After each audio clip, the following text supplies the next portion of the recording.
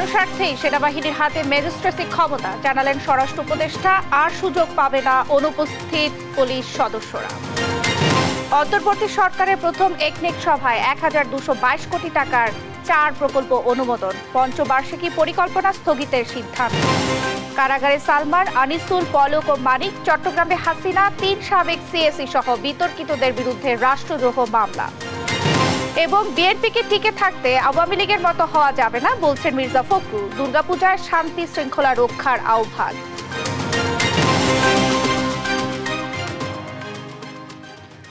আমন্ত্রণ সংবাদ রাতে দেখছিলেন সংবাদ শিরোনাম, সঙ্গে আছে আমি শারমিন নান্সি। এবারে বিস্তারিত। যেসব পুলিশ এখনো কাজে যোগ দেননি তাদের আর সুযোগ দেয়া হবে না বলে জানিয়েছেন স্বরাষ্ট্র উপদেষ্টা জাহাঙ্গীর আলম চৌধুরী। গাজীপুরে আনসার ভিডিপি একাডেমিতে প্রশিক্ষণ সমাপনী কুচকাওয়াজে অংশ নিয়ে কথা বলেন তিনি। জনস্বার্থে সেনাবাহিনীকে ম্যাজিস্ট্রেসি ক্ষমতা দেওয়া হয়েছে বলেও জানান উপদেষ্টা।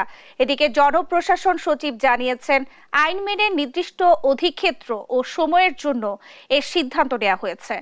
সহকর্মীদের সহায়তায় টুম্পা আফরোজের রিপোর্ট। ছাত্র জনতার অভ্যুত্থানের সময় থেকেই সার্বিক নিরাপত্তায় মাঠে তৎপর ছিল সেনাবাহিনী। স্বৈরাচার সরকার পতনের পরও অস্থিতিশীলতা নিরসন এবং আইন শৃঙ্খলা বাহিনী শূন্য অবস্থায় জননিরাপত্তা নিশ্চিতে ভূমিকা রেখে যাচ্ছে সেনাবাহিনী।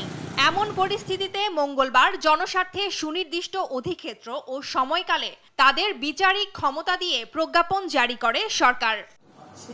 বুধবার জনপ্রশাসন সচিব জানান, পুরো বিষয়টি আইন শৃঙ্খলা প্রক্রিয়ার সঙ্গে সম্পৃক্ত। এতে মানুষ আরো নিরাপদ বোধ করবে। আরো যাতে জনবান্ধব পরিবেশে মানুষ চলাচল করতে পারে, সিকিউর ফিল করে, মানুষের মধ্যে যেন আস্থা থাকে। আমাদের বিভিন্ন বাহিনী কাজ করে না, তো এটা আরেক বাহিনীকে বিধি মোতাবেকই তাদেরকে এই ক্ষমতা দেওয়া হয়েছে। এদিকে স্বরাষ্ট্র উপদেষ্টা জানান, জনস্বার্থেই সেনাবাহিনীর হাতে ম্যাজিস্ট্রেসি ক্ষমতা দেওয়া হয়েছে। বিভিন্ন বাহিনীর শূন্যতা পূরণেও কাজ করবে তারা। সেনাবাহিনী অনেক দিন যাবতেই কিন্তু মাঠে আছে, মানে তাদের তো একটা ক্ষমতার ভিতরে কাজ করতে হবে। প্লাস আমাদের অন্যান্য বাহিনী তো কিছু স্বল্পতা রয়ে গেছে, এটা পূরণ করার জন্য তো সেনাবাহিনী আমরা আনিছি। যেমন এই যে ম্যাজিস্ট্রেট পাওয়ারটা, এইটার সুবিধাটা ভোগ করবে বাংলার জনগণ। এখনো ১৮৭ পুলিশ সদস্য কর্মস্থলে অনুপস্থিত জানিয়ে স্বরাষ্ট্র উপদেষ্টা বলেন, তারা অপরাধে জড়িত, তাদের আর কোনো সুযোগ দেওয়া হবে না।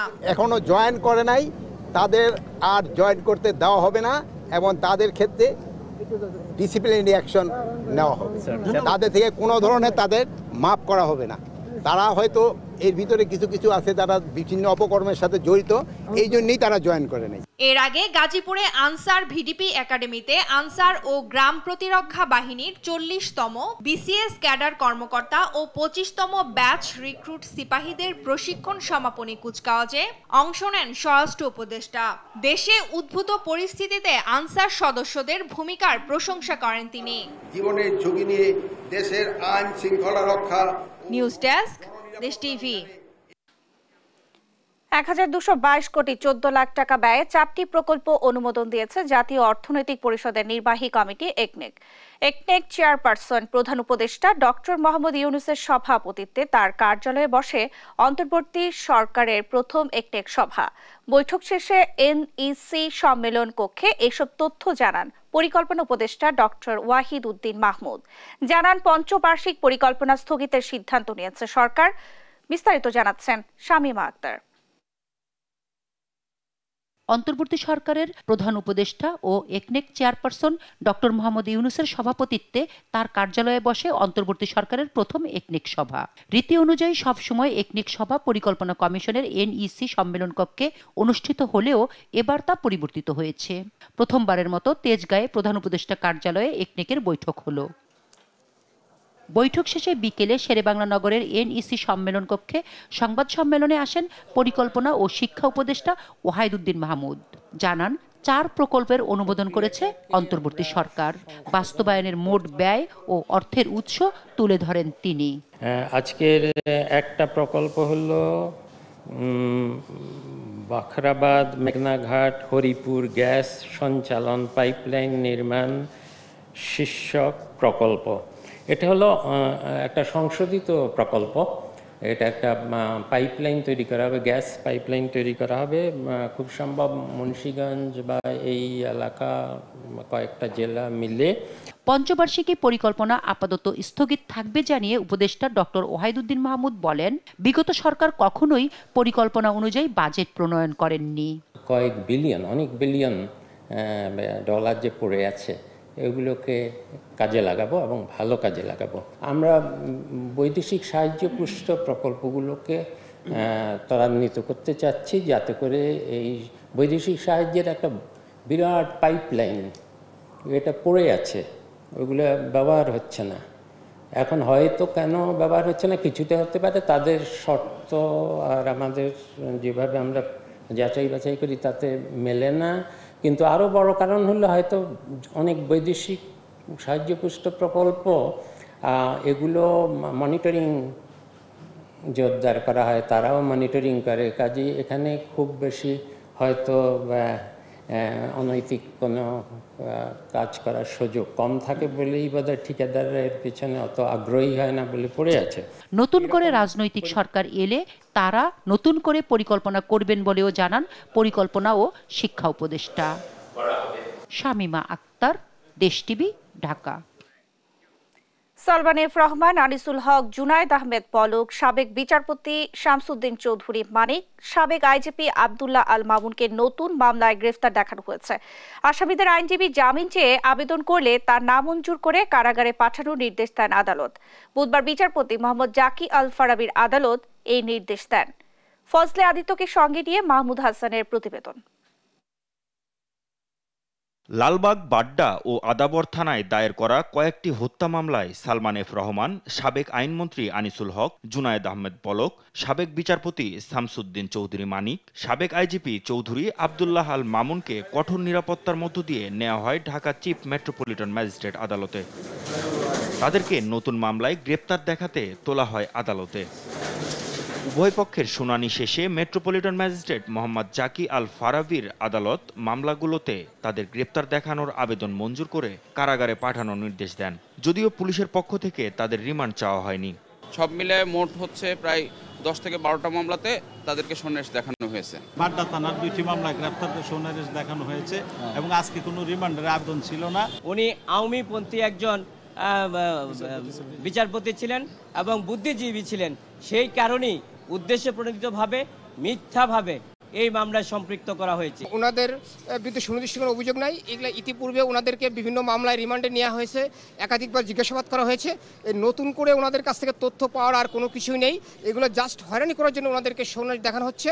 এর আগেও কয়েকটি মামলায় রিমান্ডে ছিলেন সালমান এফ রহমান, আনিসুল হক, জুনায়েদ আহমেদ পলক এবং সাবেক আইজিপি চৌধুরী আব্দুল্লাহ আল মামুন।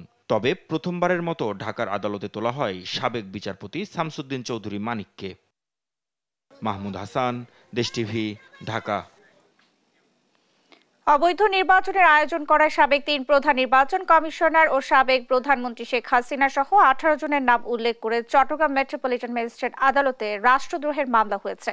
পাশাপাশি 3 বিতর্কিত নির্বাচনের সব সংসদ সদস্য সহ নির্বাচন সংশ্লিষ্ট সবাইকে শনাক্ত করে আসামি করার আবেদনও করা হয়।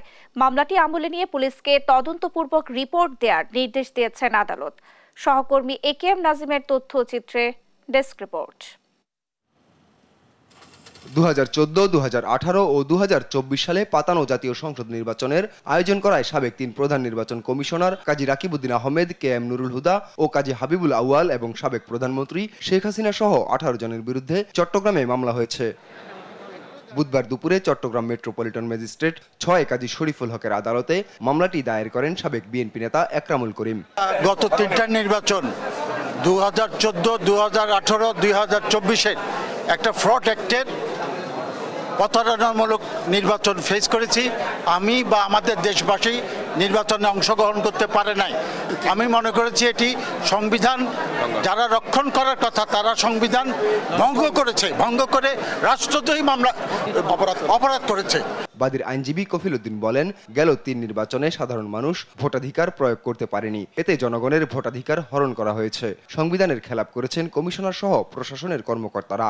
এসব কারণে তাদের বিরুদ্ধে আনা হয়েছে রাষ্ট্রদ্রোহিতা ও প্রতারণার অভিযোগ। অভিযোগ। সংবিধানে লেখা আছে, যদি কোনো ব্যক্তি তার কোনো কর্মকাণ্ডের দ্বারা রাষ্ট্রীয় প্রতিষ্ঠানের প্রতি জনগণের আস্থা নষ্ট করে, তাহলে রাষ্ট্রদ্রোহিতার অপরাধে অপরাধী হবে। তারা 3টা নির্বাচন করেছে বাংলাদেশের জনগণকে বাইরে রেখে, এবং কতগুলো ভুয়ো ব্যক্তিকে এমপি হিসাবে ডিক্লেয়ার করেছে। আমরা বলেছি এটা রাষ্ট্রদ্রোহিতার অপরাধ ওনারা করেছেন, এবং যারা এসব এই নির্বাচিত বলে দাবি করেছেন তারা করেছেন। এবং তারা আরও একটা কাজ করেছে, নির্বাচিত না হয়েও এমপি হিসাবে পরিচয় দিয়ে ফলস পার্সোনেশন করেছে। আদালত মামলার আবেদন গ্রহণ করে পুলিশকে তদন্তের নির্দেশ দিয়েছেন। নিউজ ডেস্ক, দেশ টিভি। আওয়ামী লীগের মতে না হয়ে দেশের মানুষের ভালোবাসার পাত্র হিসেবে গড়ে উঠতে নেতাকর্মীদের প্রতি আহ্বান জানিয়েছেন বিএনপি মহাসচিব মির্জা ফখরুল ইসলাম আলমগীর। আসছে পূজায় হিন্দু সম্প্রদায়কে নিয়ে কোনো অঘটন যাতে না ঘটে সেদিকে সজাগ থাকার আহ্বানও জানান তিনি। এদিকে স্বৈরাচারের পতন কেবল 2-1 দিনে নয়, বরং দীর্ঘ লড়াই সংগ্রামের ফসল বলে আবারও দাবি করেছেন দলটির স্থায়ী কমিটির সদস্য নজরুল ইসলাম খান। সাইফুল রিপোর্টের প্রতিবেদন। বুধবার ঢাকা রিপোর্টার্স ইউনিটিতে রক্তে ভেজা গণ অভ্যুত্থান গণ আকাঙ্ক্ষার বাংলাদেশ শীর্ষক আলোচনা সভার আয়োজন করে বাংলাদেশের বিপ্লবী ওয়ার্কার্স পার্টি। মনে রাখতে হবে, আরো দীর্ঘ পথ আমাদেরকে পাড়ি দিতে হবে। অন্তর্বর্তী সরকারের ভেতর অস্থিতিশীলতা ও সমন্বয়হীনতা দেখা যাচ্ছে উল্লেখ করে বক্তারা বলেন, উপদেষ্টাদের আরো দায়িত্বশীল হতে হবে। অন্তর্বর্তী সরকারের থেকে, তার বাতাবরণে থেকে রাষ্ট্রীয় প্রত্যক্ষ বা পরোক্ষ কোনো বাতাবরণ, কোনো সুযোগ সুবিধা নিয়ে রাজনৈতিক দল বা প্ল্যাটফর্ম করবার কোনো সুযোগ নেই। নাই কেন? কারণ অন্তর্বর্তী সরকারকে ভবিষ্যতে তাদের অধীনে একটা বিশ্বাসযোগ্য জাতীয় নির্বাচন তাদেরকে নিশ্চিত করতে হবে। বিএনপির স্থায়ী কমিটির সদস্য নজরুল ইসলাম খান বলেন, ছাত্র জনতার ব্যানারে যে লড়াই হয়েছে তাতে সব শ্রেণী পেশার মানুষের অংশগ্রহণ ছিল, তাই সবার অবদানকেই স্বীকৃতি দিতে হবে। এই লড়াইয়ে যারা জীবন দিলেন তাদের পাশাপাশি যারা গত 15-16 বছর ধরে গুম হয়েছে, খুন হয়েছে, লক্ষ লক্ষ মানুষ মামলার শিকার হয়েছে, গায়েবী মামলার শিকার হয়েছে, নানাভাবে নিগৃহীত হয়েছে, নানাভাবে অত্যাচারিত হয়েছে, এরা সবাই এই আন্দোলনেরই অংশ।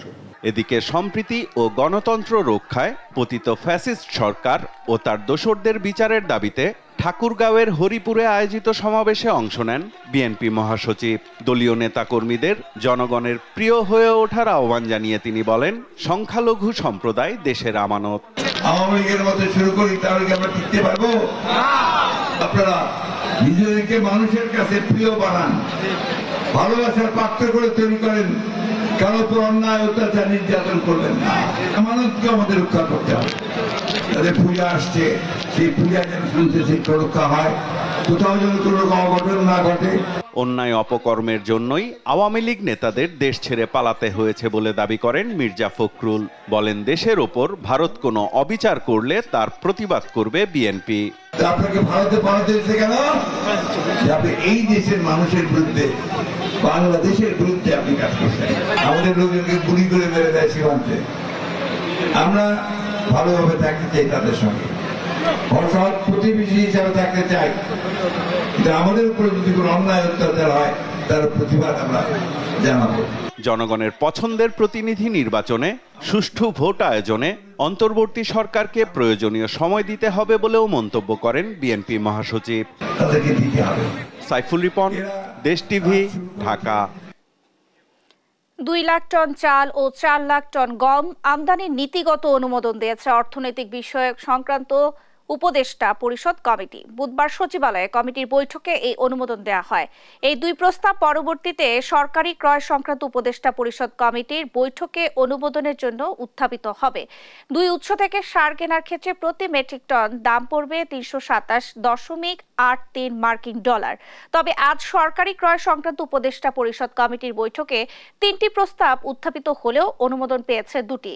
এর মধ্যে 2024-25 অর্থ বছরে সৌদি আরব থেকে প্রথম লটের 30,000 মেট্রিক টন ব্ল্যাক গ্রান্ডিওলার ইউরিয়া সার আমদানির প্রস্তাব উত্থাপিত অনুমোদিত হয়েছে। একই অর্থবছরের হিসাবে একই পরিমাণ সার কেনা হচ্ছে কাতার থেকেও। দ্বিতীয় লটের 30,000 মেট্রিক টন ব্ল্যাক গ্রান্ডিওলার সার আমদানির প্রস্তাব অনুমোদন পেয়েছে। চাল আর গম আমদানি করার জন্য, কিন্তু আমরা চাই না কোনো ক্রমেই কোনো রকম খাদ্যদ্রব্যে ঘাটতি পড়ুক। এটা ইমিডিয়েট দরকার নাই, কিন্তু আমাদের স্টকে রাখার জন্য 2 লক্ষ টন চাল, 4 লক্ষ টন গম আমদানি করার জন্য আমরা অ্যাপ্রুভ করেছি। এটা একটা। আর দ্বিতীয়ত হলো সার, ইউরিয়া সার আমরা অ্যাপ্রুভ করেছি 3টা লটে, যেটা দ্রুত আসবে। এটা দরকার সারটা, কারণ আমরা ইমিডিয়েটলি আমাদের সারের সবচেয়ে বেশি প্রয়োজন হবে। আমন শেষ হওয়ার পর বড়তে কিন্তু সবচেয়ে বেশি সারের প্রয়োজন হয়। রাজধানী এভার কেয়ার হাসপাতাল থেকে গুলশানের বাসভবন ফিরোজায় ফিরেছেন সাবেক প্রধানমন্ত্রী ও বিএনপি চেয়ারপারসন বেগম খালেদা জিয়া। বুধবার সন্ধ্যায় বিএনপি চেয়ারপারসনের মিডিয়া উইং এর পক্ষ থেকে এই তথ্য নিশ্চিত করা হয়েছে। খালেদা জিয়া দীর্ঘদিন ধরে liver cirrhosis, arthritis, diabetes, kidney, ফুসফুস, হার্ট ও চোখের সমস্যা সহ বিভিন্ন রোগে ভুগছেন। এই অবস্থায় স্বাস্থ্য পরীক্ষার জন্য বুধবার মধ্যরাতে খালেদা জিয়াকে হাসপাতালে নেওয়া হয়। এর আগে প্রায় 1.5 মাস হাসপাতালে চিকিৎসাধীন থাকার পর গত 21 আগস্ট সন্ধ্যায় গুলশানের বাসায় ফিরেছিলেন বিএনপির চেয়ারপারসন। বাংলাদেশের মানুষ বন বিভাগকে কাঠের ব্যবসা আর গাছ কেটে রাজস্ব আদায়ের প্রতিষ্ঠান হিসেবে দেখতে চায় না। বুধবার বিকেলে রাজধানীর আগারগাঁয়ের বন অধিদপ্তর ভবনে জাতীয় বৃক্ষ মেলার সমাপনী অনুষ্ঠানে প্রধান অতিথির বক্তব্যে এমনটাই জানিয়েছেন পরিবেশ, বন ও জলবায়ু পরিবর্তন মন্ত্রণালয়ের উপদেষ্টা সৈয়দা রিজওয়ানা হাসান। পরিবেশ রক্ষায় বাগান ও বৃক্ষরোপণের কোনো বিকল্প নেই উল্লেখ করে এ সময় তিনি অভিভাবকদেরকে তাদের সন্তানদেরকে বন, পরিবেশ ও প্রকৃতিকে ভালোবাসার সঙ্গে সম্পৃক্ত করার জন্য আহ্বান জানান। এ সময় তিনি বিভিন্ন ক্যাটাগরিতে শিক্ষার্থীদের গাছ চেনার প্রতিযোগিতা এবং রচনা ও চিত্রাঙ্কন প্রতিযোগিতায় বিজয়ীদের এবং নির্বাচিত স্টল মালিকদের হাতে পুরস্কার ও সনদপত্র তুলে দেন।